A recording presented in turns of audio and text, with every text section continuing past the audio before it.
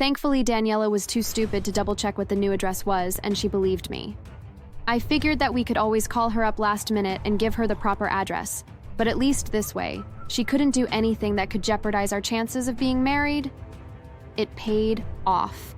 The night before the wedding, David and I chose to stay at a hotel near to the venue we were actually going to get married at, when suddenly David got a phone call.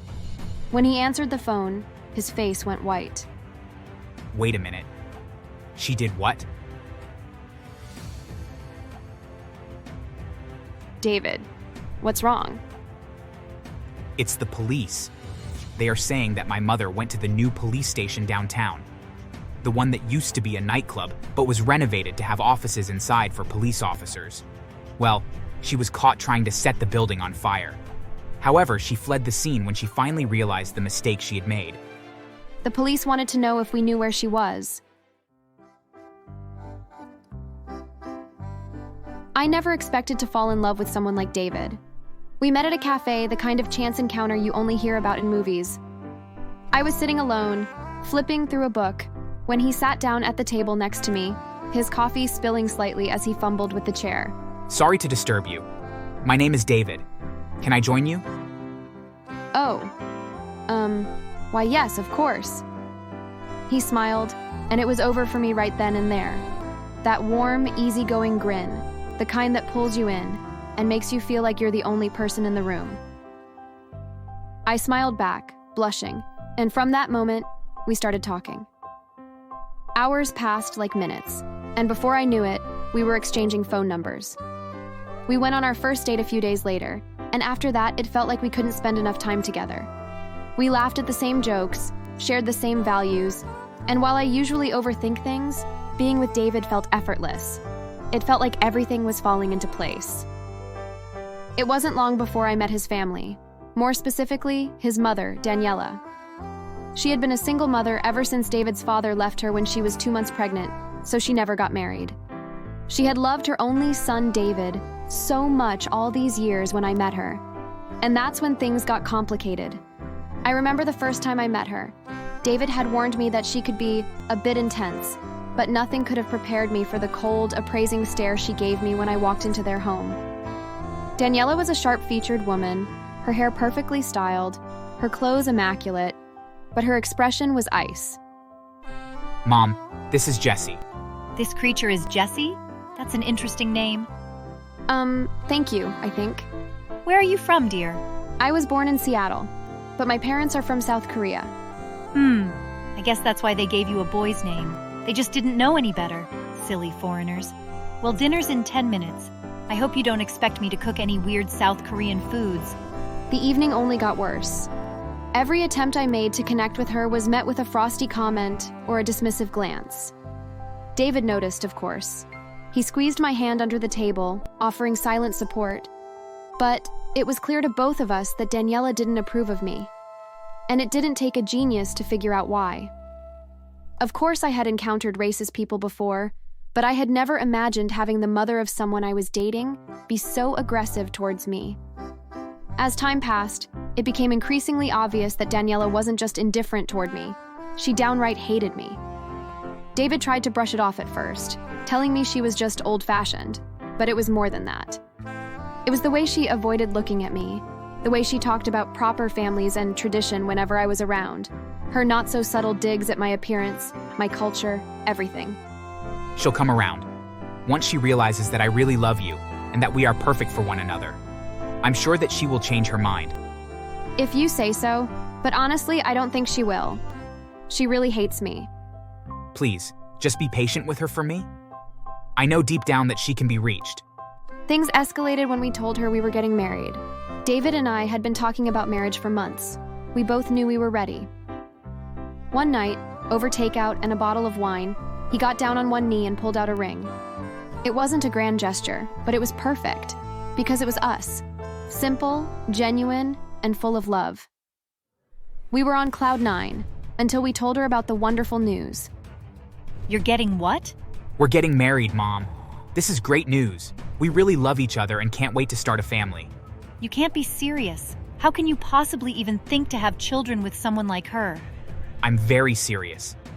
I love Jessie, and I want to spend the rest of my life with her. Honestly, what has gotten into you? What is so wrong with her? David, you barely know this girl, that's all. You've only been dating for a year. It doesn't matter how long it's been. I know she's the one.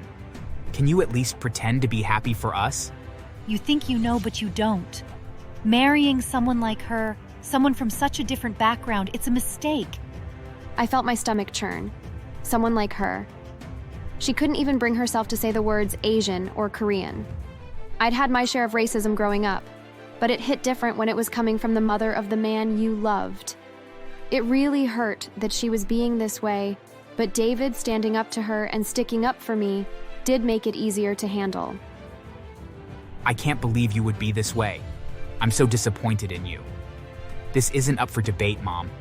We're getting married, and you can either be a part of it, or you can choose not to be. You're making a terrible mistake. After that, we decided to ignore her. We didn't let her ruin our happiness and just started planning the wedding. It was so exciting, and we were determined to make it the best day of our lives. However, Daniela wasn't done. She was determined to sabotage it. The first thing she did was accidentally cancel our venue reservation. We had found the perfect place, a beautiful garden just outside the city, and we were thrilled when we booked it. But a week later, we got a call saying the reservation had been canceled. After some investigating, we found out that Daniela had called, pretending to be me, and told them we had changed our minds. David was furious. He confronted her, but Daniela just shrugged it off. I was doing you a favor. That place was too small for a proper wedding anyway. We rebooked another venue, and this time we made sure only the two of us had access to the reservation. It paid off since she attempted to do the same thing, but the venue had been warned, and so they didn't allow it to be canceled like the last time. Next, Daniela started spreading rumors about us. She told David's extended family that I was using him for his money, that I was a gold digger who had manipulated my way into his life. Some of them believed her, and we started receiving less than warm responses from people we had once considered close. David's anger only grew. I don't care what they think. I know the truth, and that's all that matters. But it stings. You would think people know how my mother is and ignore her. It's okay, David. It doesn't change the fact that we love each other, and plus we can weed out the people that don't know us well enough to come to the wedding. It makes it cheaper for us. I could tell that this was wearing on him. No one wanted their mother to hate their fiancé, and Daniela wasn't letting up. It seemed like every week she found a new way to try to derail our wedding plans, from misplacing important documents to showing up uninvited to meetings with our wedding planner. We tried to ignore her, pushing forward with our plans, but she kept trying to do everything in her power to stop us from getting married. 3 weeks before the big day, I called her up and told her that there was a last-minute address change. It didn't take much to convince her that the hall where we were to be married was being renovated, and we were forced to move to a different address. Thankfully, Daniela was too stupid to double-check what the new address was, and she believed me. I figured that we could always call her up last minute and give her the proper address, but at least this way, she couldn't do anything that could jeopardize our chances of being married. It paid off. The night before the wedding, David and I chose to stay at a hotel near to the venue we were actually going to get married at, when suddenly David got a phone call. When he answered the phone, his face went white. Wait a minute. She did what? David, what's wrong? It's the police.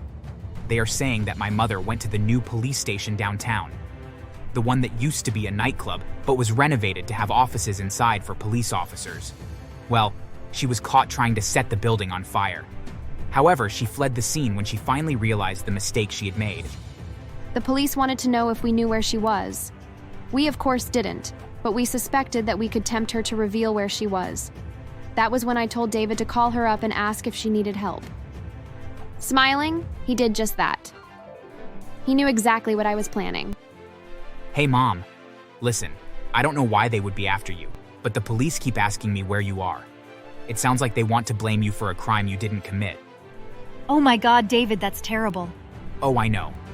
Listen, I need you to meet me at the airport. We'll buy you a ticket to go somewhere tropical until things calm down. Oh, thank you, David. And what about Jessie? I'm done with her. The police suspect she was the one that set the fire. I did my best not to laugh. David was acting so well. As soon as he hung up the phone, the two of us burst out laughing hysterically. We then called the police and told them exactly where to find David's mother. Trying to flee the country would not look good for her, but after what she had attempted to do, we didn't care.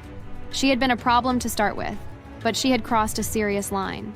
It didn't take the police long to find her and arrest her, although she did fight back and even ran through the airport until the police finally tackled her to the ground and even tased her. When I heard that they had been rough with her, it made me smile. It's petty, I know, but she is just such an awful person that it felt nice to see someone get their just desserts like she was. Of course, there had been witnesses. People had seen Daniela attempt to set the building on fire, and gasoline was found in her car. She had tried to burn our wedding down. Literally. David was beside himself with rage. He drove straight to the police station where she was being held. When we got there, the police allowed us to go and see her, and Daniela didn't even try to deny it. You were making a mistake. I had to stop it. Wait a minute, what are you doing with her? I thought you told me you broken up with her. You tried to burn down our wedding venue? What the hell is wrong with you? But I did what I had to do. You'll thank me later. Thank you? You've done nothing but try to ruin my life since the moment I told you I was marrying Jesse. You've lied, sabotaged, and now you've committed a crime. How can you think this is okay? You're my son. I know what's best for you, even when you don't. Marrying that woman would have been terrible for you. She's not like us. She isn't good enough for you. You lousy bigot. It's you that isn't good enough to be in our family. We love each other, and we are going to have beautiful children one day, and you will never hear from us again.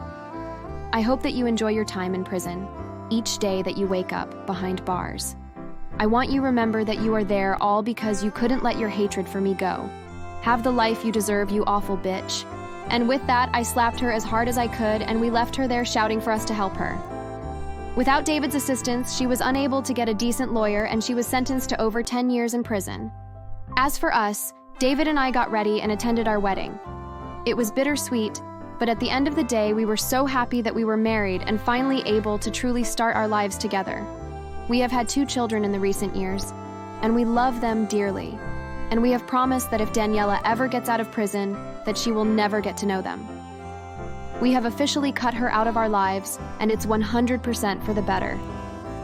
Thanks for watching. Make sure to subscribe and leave a comment down below saying I subscribed, and we will try our best to reply to your comment.